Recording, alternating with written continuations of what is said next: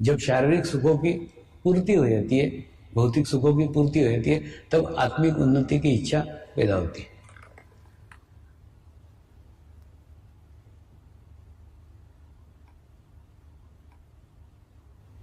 दूसरा, ये आध्यात्मिक प्रगति, आत्मिक प्रगति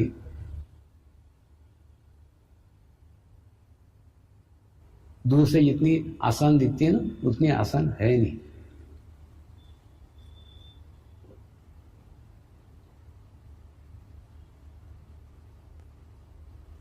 लेकिन उस व्यक्ति के जीवन में भी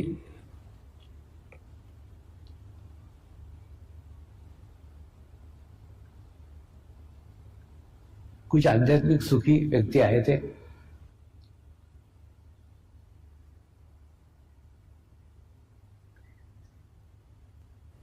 उनको प्राप्त समाधान से उनको मिले सेटिस्फेक्शन से, उनको मिले आत्मशांति से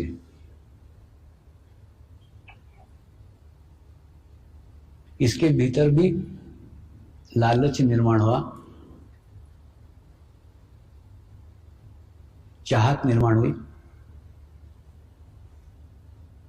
कि मुझे भी ब्रह्म ज्ञान की प्राप्ति होना चाहिए, मुझे भी आत्म साक्षात्कार मिलना चाहिए, मुझे भी आत्म अनुभूति मिलना चाहिए, इस व्यक्तियों शरीर का मुझे भी आत्म आनंद मिलना चाहिए।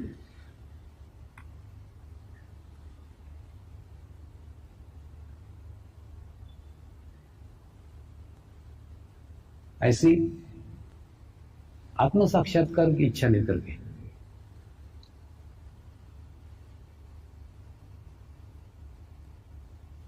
ये अमीर व्यक्ति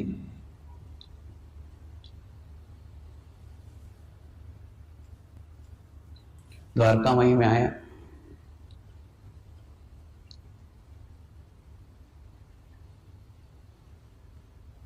द्वारकामाई में प्रतिदिन के समान आज भी चहल पहल थी, आज भी लोगों का आना जाना चल रहा था। लोग अपनी समस्याएं लेकर के जा रहे थे तो उनके चेहरे पे तनाव रहता था, टेंशन रहता था। और जैसे ही शिरडी के साईं बाबा का दर्शन करते थे, वैसे ही अपने प्रश्नों के उत्तर उनको पूछते थे, वो समाधान करते थे। और जो लोग वापस आते थे, प्रत्येक के चेहरे के ऊपर एक समाधान झलकता था, एक आत्मशांति झलकती थी और एक विश्वास झलकता था कि मैंने समस्या बाबा के सामने रख दी, अब वो उसको पूर्ण करेंगे, मेरी समस्या दूर होगी। निश्चिंता रहती थी। ऐसी निश्चिंता लेकर के लोग जा रहे थे। समस्याएं बड़ी बड़ी नहीं थी, समस्याएं गहन नहीं थी, समस्याएं कठिन नहीं थी, सामान्य मनुष्य की सामान्य समस्याएं थी। किसी के लड़की की शादी नहीं हो रही है, किसी के लड़के को नौकरी नहीं मिल रही है, किसी के जमीन पे पानी नहीं लग रहा है,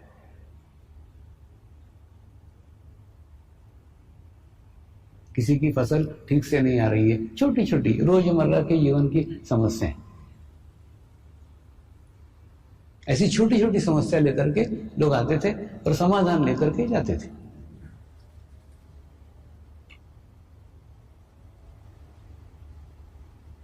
ऐसे में ये अमीर व्यक्ति, अमीर साधक, अमीर भक्त साईं बाबा तक पहुंचा, उनको साष्टांग दंडवत किया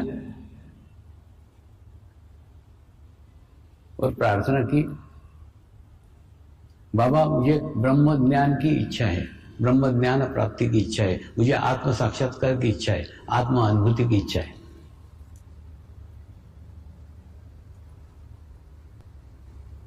बाबा ने उत्तर दिया, हाँ देता हूं, अब भी देता हूं। तेरे को जितने जल्दी चाहिए उतने जल्दी देता हूं। वो बोले, मैं बहुत दूर से आया हूं, बहुत समय यात्रा में लगा करके आया हूं, यात्रा में बहुत पैसा खर्च करके आया हूं। अगर आप मुझे ब्रह्म ज्ञान करा दे, मुझे आत्मा अनुभूति करा दे, तो मेरा यात्रा का उद्देश्य सफल हो जाएगा।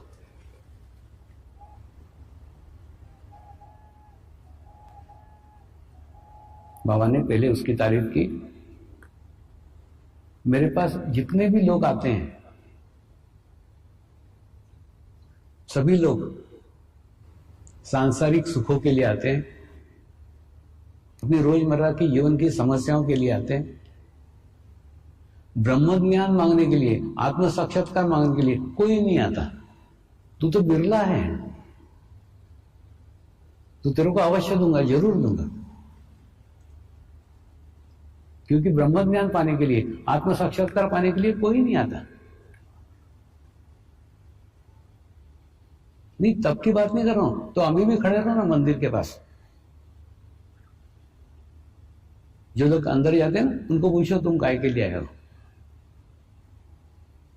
तुमको तब नहीं, अभी भी कोई भी नहीं मिलेगा जो आत्म साक्षात्कार पाने के लिए आ रहा है, जो आत्म ज्ञान पाने के लिए आ रहा है, जो मोक्ष की इच्छा के लेके आ रहा है, कोई नहीं। जबकि शिरडी मोक्ष का द्वार है।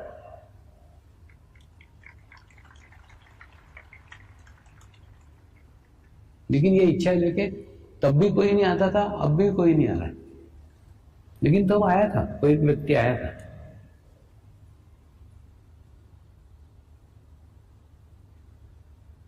फिर बाबा ने उसकी योग्यता देखने के लिए और उसको उसके अर्थ में ब्रह्म ज्ञान समझाने के लिए एक तरीका अपनाया, एक मार्ग अपनाया। उसको कहा, थोड़ी ऊदी इकट्ठा कर, बहुत देर से आग जल रही है, तू थोड़ी ऊदी इकट्ठा कर, तब तक मैं तेरे को ब्रह्म ज्ञान देता हूं।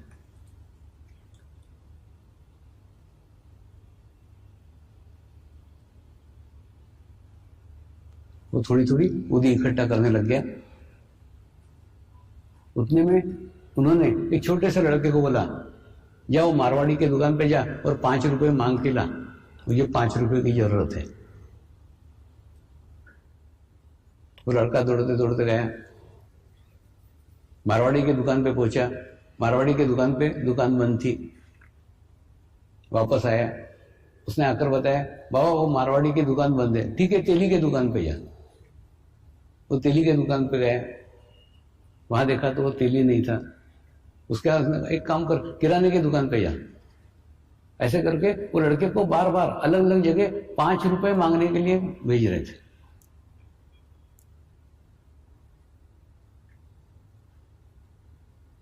और उसके बाद में उस अमीर व्यक्ति को समझाते हुए कहा, तेरा ब्रह्म रुपए के अंदर है, बंडल के अंदर है। तेरे जेब में 250 रुपए हैं, लेकिन तू, मेरे 5 रुपए आवश्यकता थी, वो भी देने को तैयार नहीं था। तेरा चित्त तो इतना पैसे में, तेरे को ब्रह्म ज्ञान कैसे प्राप्त हो सकता है? ब्रह्म ज्ञान के लिए सबसे पहले विरक्ति चाहिए। इस सांसारिक सुखों से, धन से, संपत्ति से विरक्ति होना चाहिए। वो विरक्ति का भाव तो तेरे में है ही नहीं। दूसरा, इसके लिए इच्छा होनी चाहिए। सबसे पहले अंदर की इच्छा, अगर इच्छा होगी ना, सब बाकी सब चीजें अपने आप अपने सामने आ जाएगी। तो सबसे पहले इच्छा होनी चाहिए कि मुझे आत्म साक्षात्कार चाहिए, मुझे आत्म अनुभूति चाहिए, मुझे मोक्ष प्राप्ति चाहिए। ऐसी पहले तीव्र इच्छा होनी चाहिए। वो इच्छा भी तेरे में नहीं है। विरक्ति तो है ही नहीं। तीसरा, तेरे शरीर पे ही नियंत्रण नहीं है। तेरे अंदर अभी कितना अहंकार भरा है कि तूने कौन कौन सी तकलीफें उठाई, कितना पैसा खर्च किया। आया तो कोई मैंने बुलाया था क्या? तूने तेरा खर्च किया। ये सब बताने की क्या आवश्यकता थी? तभी शरीर का अहंकार भी बाकी है। चौथा, आत्म साक्षात्कार के लिए सद्गुरु को परमात्मा मानना पड़ता है। सद्गुरु परमात्मा नहीं, मैंने बोला ना, परमात्मा कोई शरीर हो ही नहीं सकता, लेकिन सद्गुरु को परमात्मा मानना पड़ता है। क्यों मानना पड़ता है? तुम उसको मानो या ना मानो, उसको कुछ फर्क पड़ने वाला नहीं है। तुम उसको परमात्मा मानो या मत मानो, कोई फर्क नहीं पड़ेगा। फर्क पड़ेगा तुमको। तुम अगर सद्गुरु को परमात्मा मानते हो तो तुम्हारी गुणग्राहकता, तुम्हारी रिसीविंग 100% हो जाएगी। तुम्हारी ग्रहण करने की क्षमता, तुम्हारी ग्रहण करने की शक्ति 100% हो जाएगी। तुम उसका संपूर्ण अच्छाइयां ग्रहण कर सकते हो। परमात्मा मानना एक घटना है, लेकिन वो परमात्मा मानना यानी क्या? उसके प्रति अपनी पूर्ण गुणग्राहकता की, एकाग्रता की चरम सीमा है। इससे अधिक हम ग्रहण कर ही नहीं सकते। जितना ग्रहण कर सकते हैं, पूरी एकाग्रता, पूर्ण समर्पण, पूर्ण शुद्ध भाव।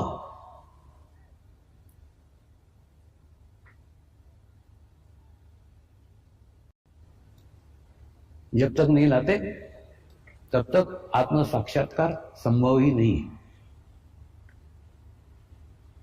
तो ऐसा तेरे में कुछ भी नहीं है तो ब्रह्म ज्ञान मिलना खूब कठिन है। दूसरा, ब्रह्म ज्ञान मोक्ष का मार्ग है, मोक्ष का रास्ता है।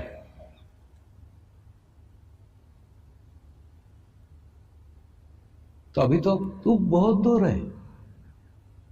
दूसरा, एक मोक्ष के बारे में भी ना खूब विचित्र विचित्र कल्पना है। कुछ लोग डर के मारे मोक्ष नहीं मांगते। अरे मोक्ष मांगा तो मर जाएंगे, या फलाने मर गए, उनको मोक्ष मिल गया। मोक्ष इतना आसान है, ये मर जाने पे किसी को भी मिल जाएगा। सदैव याद रखो, मोक्ष ध्यान की उच्च अवस्था है। वो आपको आपके जीवन काल में प्राप्त करना पड़ेगी। मरने के बाद में ना किसी को मोक्ष मिला ना मिलेगा।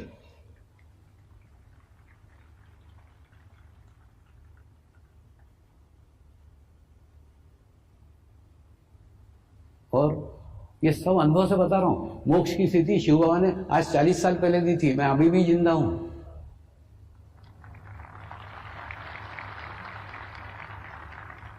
यानी मोक्ष यानी मरना नहीं है। हाँ, जीते जी मर जाना मोक्ष है। एकदम सिंपल डेफिनेशन। जीते जी मर जाना मोक्ष, यानी तुम्हारा शरीर का भाव पूर्ण समाप्त हो गया, तुम मर गए, ये मोक्ष।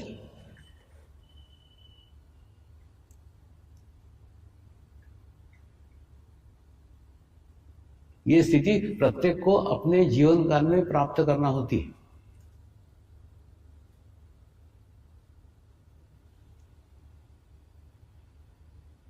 अब सोचो ना, वो स्थिति मिल जाने के बाद में आपका नाभि चक्र पूर्ण विकसित हो चुका होगा। आप आपके लिए कुछ मांगोगे ही नहीं, तृप्त हो। तुम्हारी आवश्यकता के पहले आवश्यकताएं पूर्ण हो जाती है, तो मांगने की जरूरत ही नहीं रहती।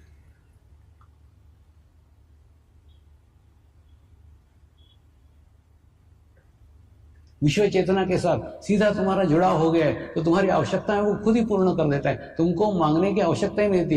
पूर्ण तृप्त जीवन।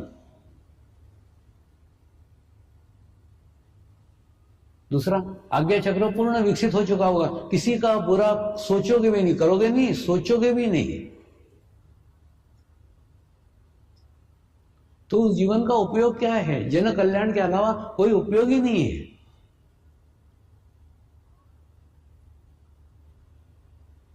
मोक्ष प्राप्ति के बाद में तुम्हारा सारा जीवन काल दूसरों के लिए व्यतीत होगा। दूसरों का कैसा कल्याण करे, दूसरों को कैसा सुखी करे, दूसरों को कैसे आनंदित करे, दूसरों को कैसे समाधानी करे। जो अपने को मिला है वो प्रत्येक मनुष्य मात्र को मिलना चाहिए। ये शुद्ध इच्छा आपके अंदर बहती रहेगी सदैव 2400 घंटे।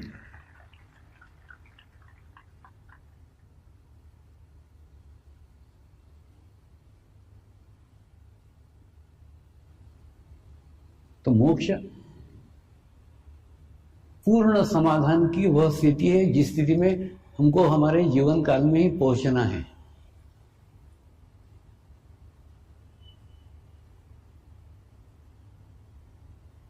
और मोक्ष के बाद में कोई दूसरा जन्म नहीं है।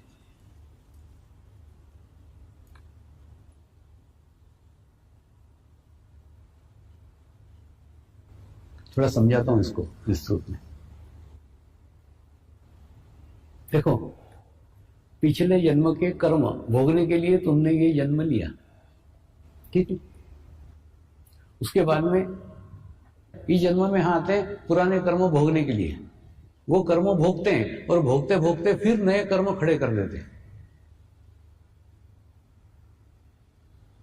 और नए कर्म खड़े करने के बाद फिर वो कर्म भोगने के लिए दूसरा जन्म लेते हैं। और कर्म के चक्र में हम सदैव लगे ही रहते हैं, लगे ही रहते हैं, लगे ही रहते हैं। ये कर्म का सिद्धांत, कर्म की बातें जापान के अंदर ये प्रश्न खूब पूछे जाते हैं। जब मैं जापान यात्रा में गया था ना, तो उनको कैसे समझाया, आपको समझाता। अब जैसे मान लो यहां पे आप पैदा हुए हो और ये पूर्ण आपका जीवन काल आपको चलने का है और यहां तक पहुंचने का है। तो वो लोग बोलते जब सब कर्म भोगने के ही है तो ध्यान काय को करने का, तो मेडिटेशन काय को करने का, जो होने वाला है वो तो होगा ही ना। मैंने कहा बिल्कुल होगा ना, लेकिन अगर आप ध्यान करोगे तो क्या होगा? ध्यान के माध्यम से तुम लाखों आत्माओं की सामूहिकता में जुड़ोगे और लाखों पवित्र आत्माओं के सामूहिकता में जुड़ोगे तो क्या होगा ये कि जब तुम्हारा बुरा समय चल रहा है वो कब बीत गया तुमको पता भी नहीं चलेगा। मैं आपको समझाता हूं। देखो, जैसे पानी का ग्लास है, उस पानी के ग्लास में आप एक चम्मच काली शाही डाल दो तो एक चम्मच काली शाही से पूरा ग्लास का पानी काला हो जाएगा। हाँ, लेकिन वही एक चम्मच शाही तुम गंगा नदी में जाकर डालो हरिद्वार में, वो कहां चली गई पता ही नहीं चलेगा। तो गंगा नदी में जाकर के काली शाही गोरी हो जाती है क्या? नहीं, वहां पे भी उसका अस्तित्व काला ही रहता है, लेकिन नगण्य हो जाता है।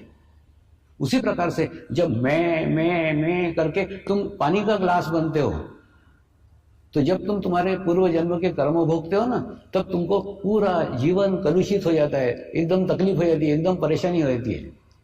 लेकिन तुम ग्लास पानी की जगह गंगा का पानी बन जाते हो, नदी का पानी बन जाते हो, तो तुम्हारी कहां तकलीफ है तुमने भोग ली, तुमको तुम्हारा भी पता नहीं चलता। सामूहिकता में आने को इसीलिए कह रहा हूं। तो फिर से बताता हूं, तो जैसे ही तुम सामूहिकता में आते हो, ये भोगते हो ना, ये सारे कर्मफल भोगते हो। कर्म भी दो प्रकार के, एक कर्म वो जो तुमने पैदा होने के बाद में, अभी समझ लो 40 साल के हो तो 40 साल के उम्र तक जो तुमने बुरे कर्म किए वो, उसका प्रभाव तुम्हारे शरीर के ऊपर है। और जब आत्म साक्षात्कार मिलता है तो पहले वो कर्म गुरु जलाता है, गुरु के माध्यम से कर्म जलते हैं, उसके बाद में ही आत्म साक्षात्कार मिलता है। तो ये कर्म तो तुम्हारे हो गए खत्म, माने इस जन्म के कर्म समाप्त हो गए। और जो पूर्व जन्म के कर्म है वो तो भोगना ही पड़ेंगे, वो आत्म साक्षात्कार के बाद भी भोगना पड़ेंगे। हाँ, लेकिन वो भोगोगे तब पता नहीं चलेगा कब निकल गए। क्यों? क्योंकि सामूहिकता में भोगोगे, कलेक्टिविटी में भोगोगे, गंगा नदी का पानी बन करके भोगोगे तो होगी चुभन, लेकिन चुभन पता नहीं चलेगी कि कब भोग लिए। हाँ, तो वो सब हो जाएंगे। उसके बाद में ये घूमते घूमते एक स्थान पे आओगे, जीवन के पड़ाव में एक स्थान पे ऐसे जगह आओगे जहां पे इस जन्म के कर्म समाप्त हो गए, पूर्व जन्म के कर्म भोग लिए, और दूसरा बुरा कर्म अब तुमसे हो नहीं रहा है क्योंकि तुम्हारा आभामंडल इतना विकसित हो गया है, इतना स्ट्रांग हो गया है, इतना मजबूत हो गया है कि बुरा विचार ही नहीं आता। तो बुरा कर्म तो खूब दूर की बात है, तो बुरा कर्म तुमसे होगा नहीं, जिसके लिए तुम नया जन्म लेना पड़े। दूसरा, जो अच्छा कर्म करोगे वो अच्छा कर्म तुम सामूहिकता को समर्पित कर दोगे, गुरु को समर्पित कर दोगे, तो बुरा कर्म तुम्हारे पास होगा नहीं, अच्छा कर्म तुम अपने साथ बांधोगे नहीं। तो बताओ ना, एक शून्य का स्थिति तुमको तुम्हारे जीवन काल में प्राप्त हो जाएगा, जहां ना तुम्हारे पास अच्छा कर्म बाकी है ना बुरा कर्म बाकी है। जब तुम्हारे पास कोई कर्म ही बाकी नहीं रहा तो नया जन्म काहे के लिए लोगे? कोई निमित्त ही नहीं है, कोई कारण नहीं है, इसलिए तुम नया जन्म लोगे, कुछ अगला जन्म ही नहीं है। यह स्थिति मोक्ष की स्थिति कहलाती है, जब तुम्हारे जीवन काल में कोई कर्म ही बाकी नहीं रहे, बुरे कर्म हो नहीं रहे, अच्छे कर्म अपने साथ बांध ही नहीं रहो, तो कोई कारण ही नहीं है, कोई रीजन ही नहीं है जिस कारण से तुम नया जन्म लो। नया जन्म लेने का कारण केवल तुम्हारे कर्म है। जब कर्म ही शून्य हो गए तो नया जन्म ही नहीं है, कुछ भी नहीं, आगे का कुछ नहीं, शून्य।